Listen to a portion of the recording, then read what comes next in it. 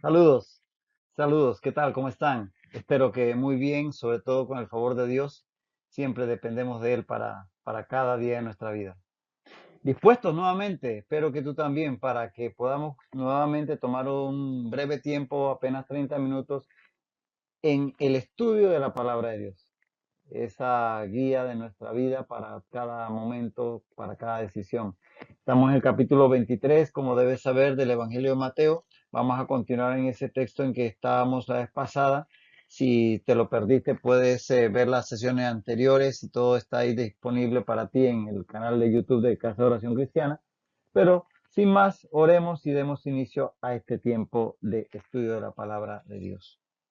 Amado Dios, bendito Señor, gracias nuevamente por estar nuevamente con la posibilidad de acercarnos a ti a través de tu palabra. Señor, que tu Espíritu Santo guíe nuestro pensamiento y nuestras palabras para que podamos comprenderlas y sobre todo, Señor, nos dé ese ánimo, esa guía para vivir según ellas. En el nombre de Jesús te pedimos y te damos las gracias. Amén y amén. Sí, estamos en este texto de Mateo 23, 1 al 7. Ya habíamos considerado en la ocasión pasada este tema de que Jesús les habla a sus discípulos ahí en el templo y a los que están junto a ellos acerca de los escribas y fariseos que dicen y no hacen. Entonces les da la instrucción de que hagan lo que ellos enseñan porque enseñan la palabra de Dios siempre y cuando no sea el resto de los mandamientos inventados, las llamadas tradición de los ancianos, pero no hagan conforme ellos hacen porque sus actos no van en consonancia con sus palabras. Y ya hablamos de eso en la ocasión pasada. Vamos a continuar en ese punto para seguir en el texto. Dice así: entonces habló Jesús a la gente y a sus discípulos diciendo: en la cátedra de Moisés se sientan los escribas y los fariseos. Así que todo lo que os digan que guardéis, guardadlo y hacedlo. Mas no hagáis conforme a sus obras, porque dicen y no hacen. Porque atan cargas pesadas y difíciles de llevar y las ponen sobre los hombros de los hombres. Pero ellos ni con un dedo quieren moverlas. Antes hacen todas sus obras para ser vistos de los hombres, pues ensanchan sus filacterias y extienden los flecos de sus mantos, y aman los primeros asientos en las cenas, y las primeras sillas en las sinagogas, y las salutaciones en las plazas, y que los hombres los llamen rabí, rabí. Habíamos quedado precisamente en este texto donde Jesús le dice que estos escribas y fariseos, estos religiosos, atan cargas pesadas y difíciles de llevar y las ponen sobre los hombros de los hombres, pero ellos ni con un dedo quieren moverlas. Es decir, que no tenían compasión, no tenían compasión por el prójimo, ni siquiera les querían ayudar para llevar esas cargas que ellos mismos les imponían. Ya hablamos de algunos ejemplos de la vez pasada de lo que eran estas cargas, ¿no? Hacerlos, prohibirles sanar a alguien en día de reposo, prohibirles comer espigas en un día de reposo, exigirles que se lavaran ritualmente cada vez que iban a comer, es decir, un sinnúmero. Estos solo fueron ejemplos, pero ciertamente estas cargas pesadas a veces ni ellos las querían cargar y ni siquiera un dedo movían para aligerar la carga de otra persona. Y aquí lo que definitivamente es una hipérbole eso de ni con un dedo quieren moverlo, o sea, no ayudan a cargar en lo más mínimo, a aligerar la carga del pueblo en lo más mínimo. Ese es el problema con la religión, que te sobrecarga y no tiene compasión de ti. Entonces tienes que cumplir hasta lo último. Si no, no tienes gracia delante de ellos. Y es que ciertamente todo es por obra. Y ahí la palabra moverlas, el punto donde dice que no quieren moverlas ni con un dedo, está contrapuesta con la palabra ponen. Es decir, que atan o ponen esas cargas y no quieren moverlas. Es decir, se las ponen a otros y ellos no ayudan a moverlas. Entonces ahí hay un contraste muy enfático. Y como decíamos, ese moverlas con un dedo es una hipérbole típica del hebreo que trata de hacer una expresión más intensa haciendo una expresión hiperbólica. Eh, y en ese sentido, definitivamente que estamos hablando de personas que, pudiendo aligerar la carga de los demás porque eran sus líderes religiosos, preferían que estas personas la cargaran. Hablan de no mover ni con un dedo, o sea, lo mínimo. Imagínate qué puedes sostener tú con un dedo. O sea, si una persona está cargando un saco de 100 libras, imagínate, y tú lo quieres ayudar, ni siquiera lo que puedas levantar con un dedo, para que te pongas en el contexto de la figura. Obviamente es lenguaje figurado, pero está hablando de que no hacen ni lo mínimo por aligerar las cargas que la religión que ellos mismos presidían les imponía al pueblo. Y tenían celo porque otros cumplieran esas prescripciones de la ley, pero muchas veces ellos no se preocupaban por cumplirlas y a veces hasta buscaban excusas para salirse de la necesidad de ese cumplimiento. Como el ejemplo que da el mismo Señor Jesús en el capítulo 15 de Mateo, que estudiamos en su momento. Por ejemplo, versos 5 al 6, Mateo 15, 5 al 6 dice, vosotros decís, cualquiera que diga a su padre y a su madre, es mi ofrenda a Dios, todo aquello con que pudiera ayudarte, y ya no ha de honrar a su padre y su madre. Así habéis invalidado el mandamiento de Dios por vuestra tradición. Hacían que las personas, en vez de cumplir con el mandamiento de Dios, de honrar a padre y madre, dijeran, esto que tengo aquí es corbán, es ofrenda para Dios, es decir, que toda su casa, su finca, sus bienes, y no puedo gastar nada en mis padres y mi madre porque se lo dediqué a Dios. Y con eso ellos hacían que las personas incumplieran la ley, con esa excusa para que todo aquello quedara libre de ser de ayuda para los padres. Y es que realmente no les movía el amor, no les movía la compasión. Cuando la palabra de Dios nos enseña a que debemos unos y otros ayudarnos con nuestras diferentes cargas. Gálatas 6.2 lo dice. Gálatas 6.2 dice, sobrellevad los unos las cargas de los otros. Sobrellevad los unos las cargas de los otros. Somos llamados, en la medida de nuestras posibilidades, a tratar de aligerar la carga, una carga emocional, acercándonos a una persona y dando una palabra de aliento, sencillamente escuchándole, poniendo nuestro hombro para que esa persona se desahogue, o nuestros oídos para que esa persona se exprese su dolor, o cuando haya la posibilidad de una ayuda económica, o una ayuda en un consejo, o en una ayuda en algún bien material que la persona necesita, o alguna, lo que se pueda. Si hay la posibilidad, somos llamados a aligerar las cargas los unos de los otros. Pero estas personas no solamente le imponían cargas, sino que ni siquiera se movían un dedo para ayudarlas. Y ciertamente no hay mayor pecador que aquel que comete los mismos pecados que condenen otros, poniendo una serie de ritos y de normas que tienen que cumplir y muchas veces ellos no lo cumplían. Eso es lo peor que hay. Poner cargas para que otras personas se sometan a este y aquel mandamiento y después, dando la espalda, ellos no lo hacen. Definitivamente que este es terrible, estas acusaciones de Jesús contra estos religiosos. Muy bien. Aquí entonces vamos a hacer una comparación entre religión y fe. En la religión que encontramos, la religión te somete a un peso que te hunde, te deprime, te acecha y tú la llevas a ella. Es decir, tú cargas con todo lo que ella te impone, que es lo que esta gente hacía por el pueblo. ¿Qué hace la fe? La verdadera fe, la fe en nuestro Señor Jesucristo. Recuerden que hablábamos la contraposición entre lo que ofrecía la religión de estos fariseos versus lo que Jesús ofrecía, un yugo fácil y ligero de cargar, que él había venido a traer vida y vida en abundancia. Bueno, eso es lo que ofrece la verdadera fe. En vez de un peso que te hunde, alas que te elevan. En vez de una religión que te deprime, una fe que te estimula. En vez de una religión que te acecha para ver si cometes faltas, una religión que te acecha para ver si cometes faltas, una fe que te ayuda para salir del pecado. En vez de una religión que tú la cargas a ella, es una fe que te levanta a ti, que te sostiene a ti, que te lleva a ti. Entonces, esto es una comparación que hace William Barclay de la fe con la religión. Entonces, cuando tú veas que estás viviendo una religión, porque en realidad tú la cargas a ella, porque está pendiente de cada fallo que tú tienes para acusarte, porque generalmente más te deprime que te alienta, porque sientes que es un peso que te está hundiendo. Eso es religión. Sin embargo, si estás en la verdadera fe, vas a sentir que eso te alienta, te eleva, te estimula, te ayuda, y es algo que no tienes tú que cargarlo, como el que carga un pesado madero todos los días, sino que ella te sostiene a ti. Entonces, es importante hacer la distinción en lo que es la fe verdadera de la religión humana.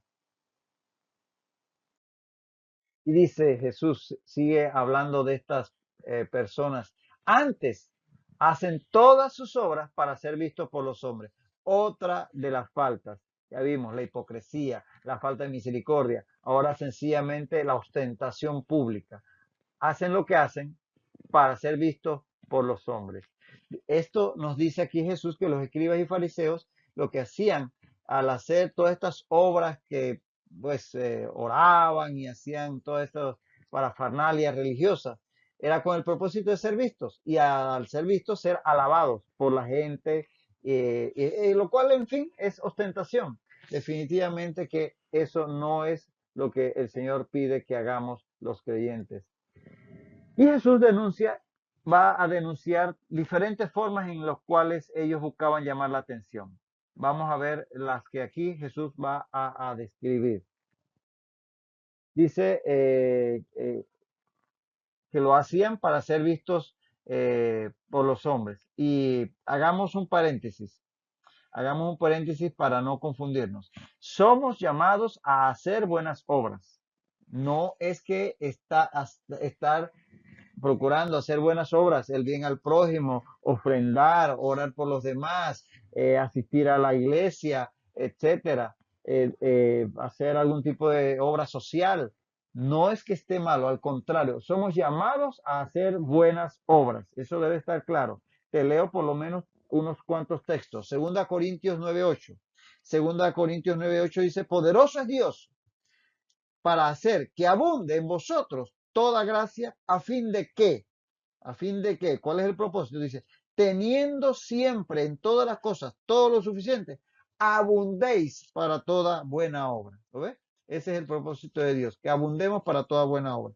Y primera de Timoteo 6:8, primera de Timoteo 6:8 dice el apóstol Pablo, que hagan bien, que sean ricos en buenas obras. Eso es a lo que nos alienta la palabra de Dios, a tener muchas buenas obras. Y Santiago 2:17 dice, la fe, si no tiene obras, es muerta en sí misma. Entonces no confundamos, las buenas obras son correctas y la palabra nos llama a hacer buenas obras. Así que no es que no debamos hacerlas. La diferencia lo hace tanto la motivación como el propósito de nuestras buenas obras. La motivación, el por qué lo hacemos y el propósito, para qué lo hacemos.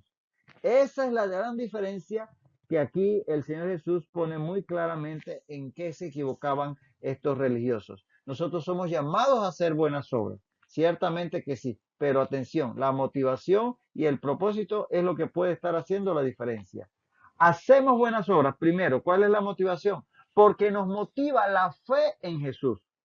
Esa debe ser la motivación, esa fe que es genuina, que nace en nuestro corazón y que nos lleva a hacer el bien, a obedecer a Dios, porque hemos sido transformados por el poder del Espíritu Santo que cada día va creciendo en nosotros, si estamos cónsonos con esa fe es la que nos motiva a hacer las buenas obras. No es el deseo de ser elogiados. Efesios 2:10 dice, somos hechura suya, creados en Cristo Jesús para buenas obras, las cuales Dios preparó de antemano. Así que esa es la motivación, porque fuimos creados de nuevo en Cristo Jesús al nacer de nuevo. Y somos y hacemos buenas obras para que Dios sea glorificado. Ese es el propósito. La motivación, porque tenemos una fe en Jesús genuina que nos motiva a eso, y el propósito para que Dios sea glorificado a través de esas obras que hacemos. Mateo 5:16. Mateo 5:16 dice, así alumbre vuestra luz delante de los hombres, para que vean vuestras buenas obras y glorifiquen a vuestro Padre que está en los cielos. De tal manera que somos llamados a hacer buenas obras, primero motivados por la fe en Cristo Jesús y segundo para que Dios sea glorificado. Eso hace toda la diferencia del mundo al hacer las buenas obras, las cuales la palabra nos llama a cumplir. El problema con estos religiosos es que la hacían con otro propósito y otra motivación, el de ser ellos mismos elogiados. ¿Comprende la diferencia? Es claro, como el agua, ¿verdad? Así que definitivamente sepamos que debemos hacer buenas obras, pero sepamos que debemos hacerlo con la motivación y el propósito correctos. Dice, ahora comienza Jesús a explicar algunas de las formas como estos religiosos buscaban ser reconocidos de los demás. La primera dice, pues ensanchan sus filacterias. Vamos a explicar un poquito este término que puede ser que no sea muy claro para nosotros. Las filacterias eran pequeñas cajitas hechas con cuero de animal limpio. Tiene que ser un animal puro, no puede ser cualquier animal. Y ustedes saben, esas listas estaban ya en el Éxodo, cuáles eran los animales limpios. Y eran teñidas de negro, como este ejemplo que tenemos aquí. Esta era una cajita y tenía un espacio dentro donde se van a poner unos textos, vamos a ver aquí. En ellas se colocaban, eran tiras de pergamino. Saben que el pergamino se tomaba del cuero de un cordero, por ejemplo, de un animal puro. Y en estos pergaminos se escribían 4 pasajes de la ley. Eran 4 textos que iban allí. El primero, el de Éxodo 13, 1 al 10, el de Éxodo 13, 1 al 10, donde dice, Jehová habló a Moisés diciendo, conságrame todo primogénito, y dice, y Moisés dijo al pueblo, tened memoria de este día en el cual habéis salido de Egipto. En el 5, y cuando Jehová te hubiere metido en la tierra del cananeo, dice, 7 días comerás pan sin leudar, dice el sexto, y el séptimo será fiesta para Jehová, o sea, la fiesta de la Pascua. En el 8 dice, y lo contarás en aquel día a tu hijo. Y lo clave, el 9 dice, y te será como señal sobre tu mano y como memorial delante de tus ojos. Entonces ahí todos estos textos que estaban, que debían ser llevados en la filacteria, hablaban de guardar esos mandamientos por escrito. En el segundo texto era el de Éxodo 13, 11 al 16. Era el segundo pergamino que se escribía y que se metía en la filacteria. Éxodo 13, 11 al 16, entre otras cosas, dice que cuando Jehová te haya metido en la tierra del cananeo, dice el 12, dedicará a Jehová todo aquel que abriere matriz. En el 14, y cuando mañana te preguntaré tu hijo diciendo, ¿qué es esto? Le dirás, Jehová nos sacó con mano fuerte de Egipto. Y el 16, te será pues como señal sobre tu mano y como memorial delante de tus ojos. Nuevamente, un texto a recordar la palabra de Dios. Y en Deuteronomio 6, 4 al 9 era el tercero de los textos que se metían en la filacteria. Deuteronomio 6, 4 al 9 dice, oye Israel, este es el Shema, hoy, que ya mencionamos en lecciones pasadas. Oye Israel, Jehová nuestro Dios, Jehová uno es. Y amarás a Jehová tu Dios de todo tu corazón y de toda tu alma y con todas tus fuerzas. Y estas palabras que yo te mando hoy estarán sobre tu corazón y las repetirás a tus hijos y hablarás de ellas estando en tu casa y andando por el camino y al acostarte y cuando te levantes y las atarás como una señal en tu mano y estarás como frontales entre tus ojos y las escribirás en los postes de tu casa y en tus puertas. Ves siempre el recorderis para los hijos, para recordar los mandamientos de la palabra. Y finalmente, el cuarto texto que se colocaba en la cajita, en la filacteria, era Deuteronomio 11, 13 al 21. Deuteronomio 11, 13 al 21, que dice, si obedecieres cuidadosamente a mis mandamientos, dice, yo daré lluvia de vuestra tierra a su tiempo. Dice el 15, daré también hierba en tu campo para tus ganados. El 16, guardaos pues que vuestro corazón no se infatúe y os apartéis y sirváis a dioses ajenos. El 18, por tanto, pondréis estas mis palabras en vuestro corazón y en vuestra alma, y las ataréis como señal en vuestra mano y serán por frontales entre vuestros ojos, y las enseñarás a vuestros hijos. Como ves, estos 4 textos, todos hablaban de lo que Dios había hecho por Israel y de que eso debiera guardarse, anotarse, llevarla en las manos y en la frente. Y que debía ser repetido a los hijos. Eso era lo que tenían en común todos estos textos. Y estos eran los textos que se escribían en tiras de pergamino y se metían en la cajita llamada filacterias. Y estas son las llamadas también cintas de oración, porque llevan unas cintas de oración o tefilín en hebreo, así se les llama en hebreo, tefilín. Las tefilín eran las filacterias. Filacteria es un término griego. Y se le llama también cintas de oración porque las usaban para orar. Las, las de la frente eh, tenían cuatro compartimientos, la que se ponía en la frente se ponían una y con cada, cada uno de esos compartimientos contenía uno de los textos. Estaban divididos en cuatro y en cada uno estaba uno de los rollitos que contenían estos cuatro textos. Esa se ponía en la frente. Y la que se ponía en el brazo, la que se ponía en el brazo izquierdo, tenían un solo compartimiento como este que está aquí y una sola tira de pergamino que contenía los cuatro textos en ella escritos en cuatro columnas, eran cuatro columnas de 7 líneas cada una de ellas. Ahora, cada tira de pergamino se enrollaba y se ataba, escucha bien, todo ese detalle tenían que hacerlo así, con un pelo de cola de ternero bien lavado, no con lana o algodón para que nunca lo contaminara el hongo, el moho.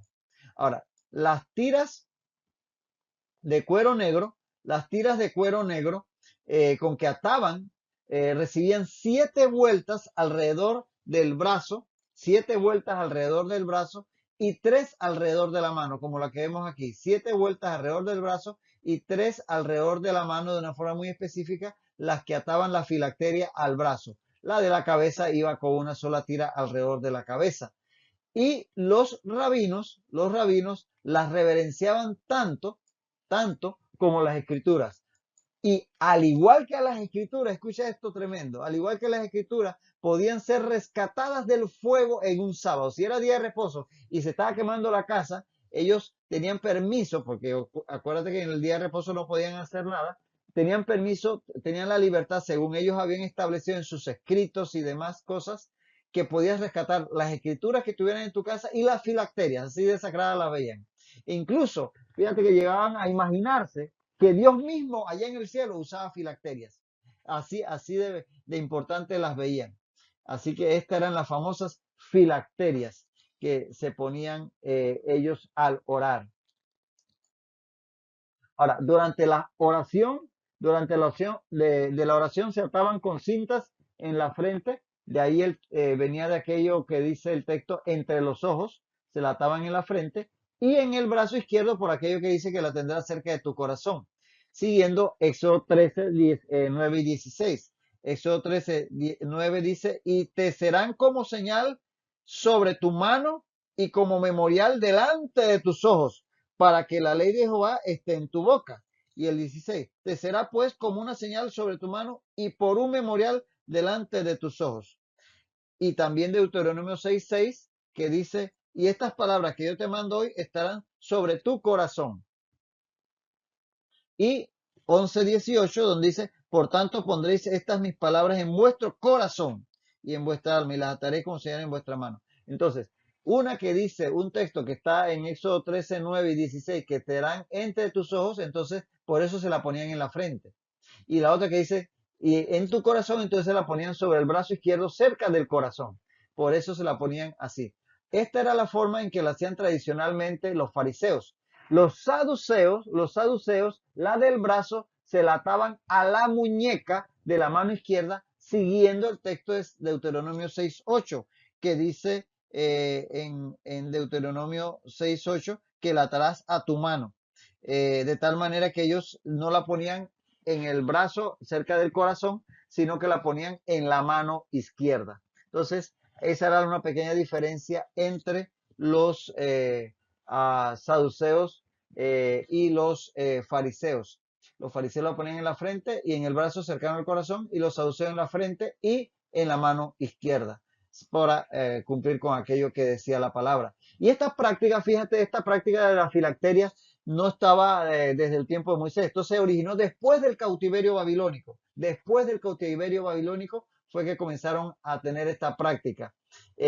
Por una interpretación literal de Éxodo 13:16 que acabamos de leer, te será pues como una señal sobre tu mano y por un memorial delante de tus ojos. al tomar eso literalmente, porque el Señor con esta palabra lo que estaba diciendo es que tienes que tener la palabra de Dios en tu mente, por eso entre tus ojos, aquí está detrás de tu frente está el cerebro, en tu mente tiene que estar la palabra de Dios. Y muy interesante, en la parte frontal del cerebro que está presente detrás de tus ojos, ahí está el lóbulo frontal, que es donde se ejerce el juicio. Ahí es donde están nuestros valores. Cuando a una persona se le lesiona el lóbulo frontal por un tumor o por una operación, esa persona se desinhibe porque están todos esos valores que nos hacen comportarnos de una manera y no de otra que nos parezca realmente inadecuada. No salir, por ejemplo, desnudos a la calle o decir palabras inapropiadas en un lugar, sino que nos comportamos de una forma muy comedida porque tenemos aquí valores que hemos ido desarrollando durante nuestra vida y eso se aloja en el lóbulo frontal. Las personas que tienen una lesión en este lóbulo se comportan de una forma relativamente muy inadecuada a veces. Y ese es el lóbulo frontal el que es inhibido por el alcohol, por ejemplo. Y por eso las personas cuando están ebrias, pues tienen comportamientos muy inadecuados. Y interesante que el Señor nos manda a poner la palabra aquí entre nuestros ojos, pero no es ponerla aquí por escrito, es que tenemos que tenerla en nuestra mente para que ella rija nuestras decisiones, nuestros comportamientos y en nuestras manos y en nuestro corazón, precisamente porque habla de la acción, las cosas, la mano ejecuta acción, entonces habla de nuestras acciones, o sea que la mano debe, la palabra de Dios debe guiar nuestras acciones. Por eso hablaba de la mano. Pero ellos iban al hiperliteralismo, que hay que tener cuidado con eso. Cuando interpretas la palabra y lo haces demasiado literal y la tomas así como cruda sin interpretarla. Recuerdan a Jesús como decía, oíste que fue dicho, pero yo les digo. Él hacía que entendieran el espíritu de la palabra, que era lo que quiso decir el Señor. No irse al texto literal o tomarlo como hicieron estas personas que agarraron el texto, lo copiaron y se lo pegaron en la frente y se lo pegaron en el brazo. Pero si por lo otro lado haces todo lo que se te antoja y no cumple con esa palabra, de nada te sirve tener eso allí. Entonces, ese es el problema del hiperliteralismo. Ahora, prácticamente bueno, ellos de hecho las llevaban todos los días, excepto los sábados y las fiestas especiales, estas filacterias, y se convirtieron prácticamente en amuletos, o sea, era como objetos que los guardaba del mal. Y interesante, la palabra filacteria, que es como se llamaban los tefilín en griego, la palabra filacteria en griego significa objeto para proteger. Objeto para proteger. Fíjate por dónde iba la cosa. O sea que ya prácticamente se han convertido como en amuletos. Algo así como los famosos escapularios. ¿Se acuerdan de los escapularios? Que nos ponían las abuelitas y nuestras madres de chiquitos para que nos protegieran de cualquier mal. Algo parecido, que tenía un significado religioso, pero al final uno le daba un significado más bien de tipo mágico, como un amuleto. Y hoy en día estas filacterias las siguen usando sobre todo los judíos más ortodoxos, en especial en la plegaria matutina diaria, o sea, la que se hace temprano en la mañana. A esta filacteria es a la que se refiere el Señor aquí en este texto. Dice, ensanchan esa filacteria. Entonces, ¿qué hacían los escribas y los fariseos? Acostumbraban a usar cintas más anchas, es decir, más llamativas, más visibles, para atar las filacterias, tanto en la frente como en el brazo izquierdo. Entonces, estas cintas, al ser más anchas, eran más visibles. Desde lejos las veían. Y al ser más notables las filacterias, la gente vería lo muy apegado que era a la ley el que la portaba. Entonces eso hacía que las personas dijeran, wow, esta es una persona súper religiosa, aparentando sencillamente. Entonces ese es una de las faltas que el Señor Jesús les llama la atención sobre estos religiosos y advierte a sus discípulos y a los demás que están presentes. Y cuidemos nosotros de que no hagamos cosas, quizás no vamos a andar con filacterias y con amuletos, pero quizás hacer una oración así muy estrombótica en versión así muy estrambótica para ser oídos o en hacer actos en un momento dado para que nos recompensen o para que otras personas lo noten.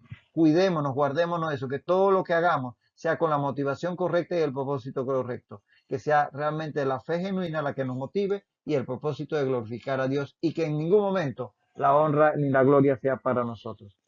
Con este pensamiento te dejo y te invito a que continúes con nosotros en la próxima ocasión para seguir estudiando la palabra de Dios. Hasta entonces, que el Señor siga bendiciendo tu vida ricamente.